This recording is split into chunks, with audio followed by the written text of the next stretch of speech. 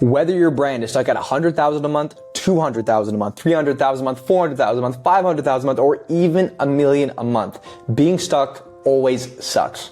And I know because I've been stuck at all of those stages before. It feels like it doesn't matter how many ads you test, funnels you test, how many AOV tests you do, how many products you launch, whatever it may be, you simply can't scale. And in this video, I'll walk you through the key discoveries that I found, getting past each of those roadblocks, and now being on track this year to hit over 20 million a year with my brand. And these are also some of the biggest roadblocks that stop my clients from scaling to 7 figures plus per month. I've now worked with over 64 brands in total, helping them scale from low 6 figures or mid 6 figure months to 7 figure months, and a couple of brands even past 2 million plus in a single month. By the way, right before we get into it, if you want specific help to identify your roadblocks for your business at whatever revenue threshold you're stuck at, check out the link in the description. We're giving away a couple one-on-one audit calls if you're doing over 100,000 per month, just to help put you on the right track. Anyways, let's stop the yapping and let's get into it. Okay, so to get into it, first we're gonna start with the 100K per month to 300K per month range. Now, please excuse my handwriting, it's atrocious, I know. Well, you have to understand, if you're in this range of 100K to 300,000 plus per month, you already have some success with your ads, your offer, your funnel, etc., because you figured, at least to some degree, a working funnel, right? All those pieces, your ads, your landing page, your AOV, etc., come together to get you to 100K, 300K plus per month. And what most brand owners do once they hit this is they simply start testing everything, right? Because what happens is they get to this point and then they get stuck and they think, okay, I'm at 200K a month, 300K a month. How do I break through to 500K plus per month? They launch more products. They launch a shit ton of random ads. They launch more funnels. They launch more pre-sale pages, and they do just a bunch of stuff. And what you don't want to do is that. Okay. And I'm going to explain why. Now, the second thing that these brands always do as well when they get to this point is that they don't systemize. And that's a big fancy word that makes me sound smart. But what it really means is that it's just them by themselves doing everything. They oftentimes are doing the editing still, the graphic design, the ad scripting, everything by themselves. Okay. And you're not going to get to the next point of scale if you don't get some leverage. So instead, what you want to be doing, and this is once again, big X, don't do this stuff. And what you want to be doing is dial in your current funnel. And what I mean by that is you have ads going to PDP. You don't need a bunch of different pre-sale pages. Maybe you do, maybe you don't. And you don't need a crazy AOV increase, and maybe you don't even need that many more working ads. What I mean by dialing in the funnel is you first need to identify the roadblock. Where in my funnel, what metric is not where it needs to be that's holding me back from scaling, right? Because when you increase your budget, if you can't maintain that new scale, because every time you increase your budget, your CPA, your cost per purchase on Facebook, increases massively, it's because somewhere in your funnel, whether it's LTV, AOV, the back end, your ads itself, your conversion rate isn't where it needs to be to withhold that new level of spend. And so it's your job as the business owner to identify which constraint is the biggest constraint at the moment and focus on dialing that in. Once you figure out that, you will scale. And then you hit your next roadblock and you figure it out again. So instead of going in and once again testing everything, which are brand owners at this stage, 100K to 300K per month, they do. They go launch Amazon, TikTok Shop, and they just do everything. Just take a deep breath. What's the one metric that if we improve in the funnel, when we increase ad spend, our CPA won't jump through the roof? That's what you need to focus on. Okay. And then the second part is, once again, these brand owners don't systemize. And what you want to be doing in this stage is start building systems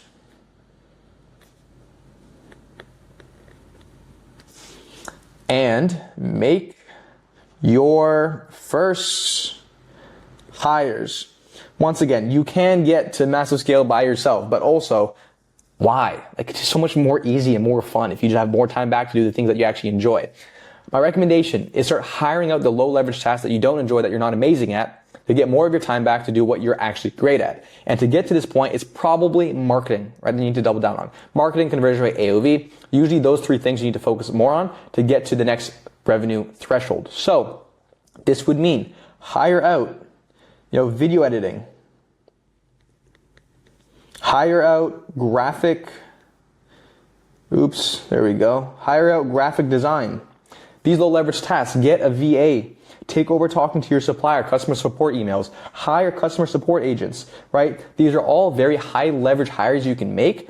Not that that task itself is a crazy revenue generating task, but if you're spending time doing those things versus, once again, identifying what part of that funnel needs to be improved and putting all of your time and effort in there, you simply won't scale as fast as you want. And you'll be stuck in this revenue threshold for a lot longer period of a time. Okay, now we're on to 300K to 500K plus per month. Now that you've scaled from 100 to 300, now you're in the 300 to 500 range. The things that brand owners do in this stage that they get wrong, that one thing you don't want to do, I'll break down. First is they simply don't diversify. And what I mean by that is at this stage now, you have a lot of traffic and pent-up demand that you're building through typically your one main channel, which let's just assume it's Facebook, because most of you guys watching it will be Facebook. It might be TikTok Shop, whatever it may be, but you typically have one main channel, maybe a couple supporting channels, and lots of times you don't even have that. And so what you need to do is diversify to build out the rest of your ecosystem as a whole. Okay? And what I mean by that is if you're spending a ton of money on Facebook, you're leaving a lot of money on the table. If you don't have Google search and Google set up, if you don't have email and SMS dialed in, if you're not now getting live on Amazon, etc., you are losing lots of money. Because when people go see your ad and they go search for you on Google, go look on social media, etc., and you're not there, you're losing those purchases to somebody else, or you're losing them to Amazon. And at this scale, you'll typically see that people on Amazon, if you're not on Amazon, will start bidding on your keywords being your brand name and stealing all those sales from you. And just by getting this ecosystem built out, by once again diversifying your channels and reducing risk off of the one channel, like Google, email, SMS, and Amazon being the main ones, you build out your ecosystem, your blended CPA will drop because you have more purchases coming in from elsewhere outside of just Facebook. And because of that, you can now spend more on Facebook at a higher CPA and still hit your profit target because you now have all these purchases coming in from outside of Facebook. Okay, so your profit increases. Those purchases are often a lot more profitable as well at a lower CPA. Therefore, profit increases, and now you can spend more on Facebook despite what your target is. So, once again, to clarify, you don't want to do that. What you do want to do is diversify and build out supporting channels. Okay? You want to diversify and build out supporting channels. Because you have to understand, if you're scaling Facebook right now and you need a 2 ROAS target, if you get email in place, SMS in place, you get some recurring, your repeat purchasers up because of that, you get Amazon in place, all of a sudden now, at your same 2 ROAS on Facebook, when you were profiting 15%, you're now profiting 25%. And now you don't need a 2 ROAS on Facebook. You can now go scale to a 1.6. And whoever spends more wins, and you will scale because of that. So, that is don't diversify and why you want to diversify to then crack 500K plus per month and get to the next level. Now, the second thing that brand owners do in this stage that hold them back from scaling to the next level is simply they are cheap with hiring. And what do I mean by that? It means when they go to hire, at this point, you now need to bring on creative strategists and maybe copywriters and sometimes eventually a head of growth or maybe an ops manager, right? You have your first big hires is they go and just find somebody who's decent with 1 to 3 years experience, who's cheap, right? And you save some money in the short term, sure. But if instead you weren't cheap and you went to go find really the right person and you pay them a bit more, the results you're going to get are much, much better. So you do not want to be cheap with it. And the other thing I'll add to this whole cheap with hiring part is they have no hiring process to begin with, right? Their hiring process is very just like, oh, I'll put out a couple LinkedIn ads, go through applications, do an interview, and I'll hire somebody, right? But what you need to be doing is have a very in-depth hiring process, cast a wide net, filter it down so you're only left with people that you know for sure can do a great job at the role. And then from there, you filter out the people based off salary, culture fit, skill level, skill assessments, etc., to really find the great fit. And when you find the great fit, make sure they stay. You sell them the job. Now you sell them the dream outcome and you make sure you get them on board and they stay on board because when you find the right person, right, you don't have to manage them. Like if you have to manage somebody closely on your team, it's because they're not great, right? Every great person you have, you do not need to manage closely. Train them, help them out, give processes to them, yes, but manage closely, no. Okay? So sometimes at this stage, it's about who, not how, right? If you hire the right who, it's their job to figure out how to scale or how to do XYZ process, how to hit X revenue, whatever it may be. So lots of times it's who, not how. It's their job to figure out the how. So Don't be cheap with hiring. Instead, have a clear hiring process and pay well. Last point I want to make to that is paying a team well and actually getting the right people in itself is a moat from your competitors, right? If you have better people on your team than the competitors, that in itself is a moat. And I could tell you, if you want to build something that you run for years and years and years and you actually exit for a large sum of money versus pump and dump dropshipping stores, this is the next skill set you need to learn at this stage. It's not easy, but you need to get good at it, because if you don't, you will always be stuck in the loop of low to mid six figures dropshipping stores where you scale up, you scale down, you scale up, you scale down with no consistency and you slaving away and doing everything. So I don't want that to be you. Follow that process. Now, the next thing brand owners get stuck at this stage is they simply have shiny object syndrome. Okay? And why? Because they get to 300 to 500K plus per month and they get stuck there, right? Maybe they go hit 700, then it goes back down to 500. Maybe they hit 600, it goes back down to 400. And they're not consistently scaling up, up, and up, and up. And what they don't realize is that's business, right? If every business was only going up and to the right, we'd all be billionaires, okay? We'd all be billionaires by now, but that's simply not the case. You could still have great year-over-year growth every year.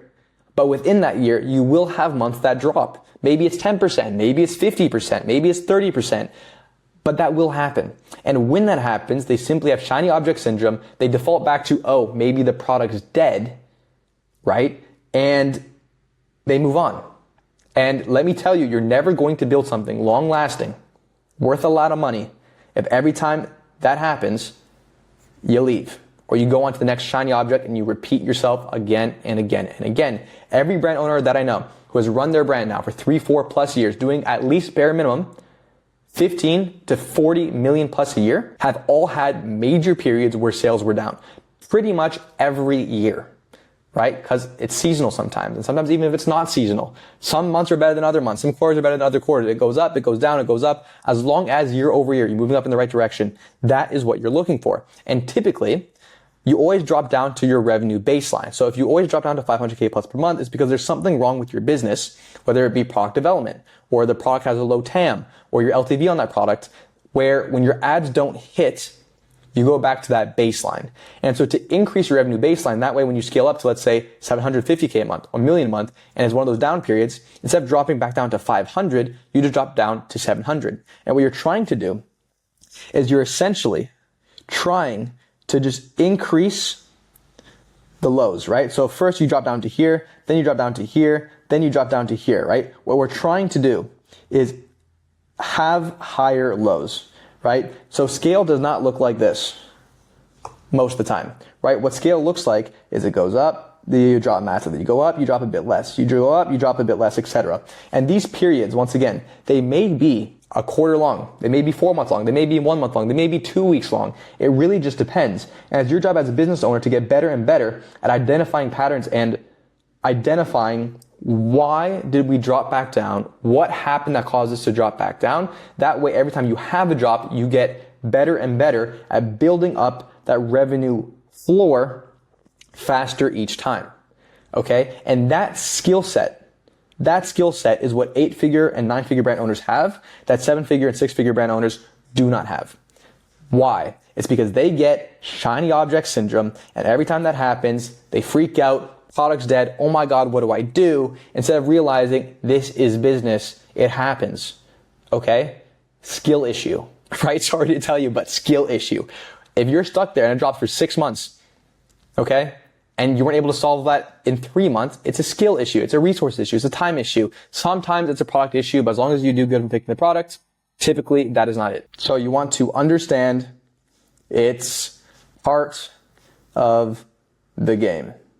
Now this is where the real fun begins. Now it gets more complex. You're not competing with stores built on rocky bottoms, but you're competing against real big brands, but you're no longer stuck in the dropshipping loop. And so now that you're at 500,000 a month, scaling to 1 million per month from there is a completely different beast.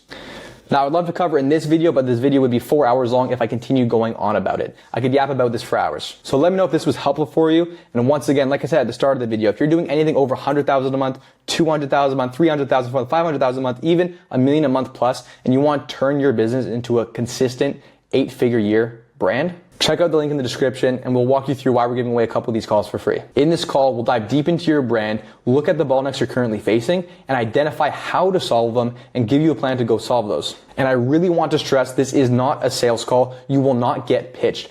Our goal is to give you as much value on this call as possible that you want to ask us, hey, what does it look like to actually take action on this plan with me? But if you don't want that, no worries, don't ask. We will not even tell you about it. We'll just give you the plan and you can go on your way. So anyways, I hope that helped and I will see you in the next one.